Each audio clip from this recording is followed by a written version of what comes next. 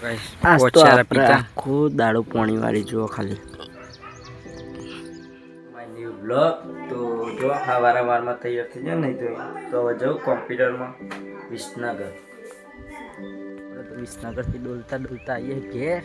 હજી તો રસ્તામાં આવ ઘેર જઈને ખાઈ ભાઈ પોણી વાળવાનું વાસ તો કાપ આપણો તો હેડો ઘેર. આપણે ઘેર આવી જાય અને જમવા બેસી જાય તો જમવામાં બટાકાનું શાક અને ઘઉંની રોટલી તો હવે આપણે જમી લઈએ. જો આપણે પાવરો લઈને આવી જાય ખેતરમાં પોણી આવે પણ આપણે થોડા વહેલા બીજો ડોમોને ખોલવાનું રાખવાનું એવું બધું હોય ને એટલે જો ખાલી આવી જાય ને આપણા ઘરવાળા ખેતર તડકી જબરજસ્ત ભરવા માંડી એમ તો ગાઈસ. યસ તડકી બોલે તો તડકો ખેતરમાં આવી ગયું પોણી ચારા હેડી નીકળ્યું. જો પોણી આવે ને ખેતરમાં એટલે આ બગલું ના દેખાય ને તો વાત ભૂલી જવી પડે. અને આપણે સોયલા હાલ ઉભા રહીએ.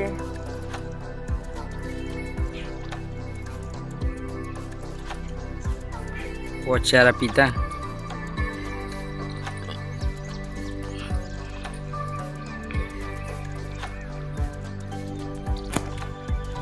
આ બધું બાકી હે પાવાનું.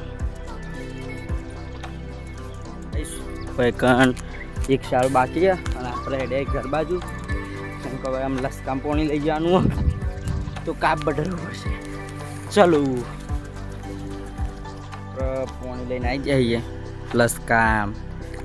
જો આવી ગયું ફાઇનલી પોણી બોલે તો પોણી આ લસકો પાવાનું બધું. તો આમ આપણે ઘેર જઈને ચાપીને આવીએ. ફોન એ લગભગ ઘેર જ મિલતા હોય ચાર્જિંગ નહીં એટલે આપણે એક વાટરી પી દીધી. હવે બીજી વાટરી પોણી આવી ગયો. આમ બગલો જો હોય કણે આવી ગયો. તરકો જબરજસ્ત છો. પોણી વાળી આવી ગયા ખેતરથી ઘેર અને જો માપા પકોડી લાવ્યા તો ખાઈએ. આજ તો આખા દાડામાં પોણી વાળ્યું અડધો દાડો એટલે થાક્યા છીએ એટલે હાલ તો બેહાઈએ.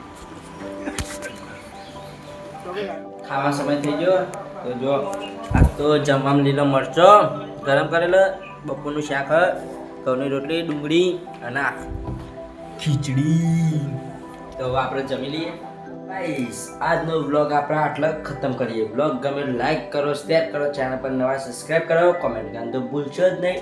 જય માતાજી.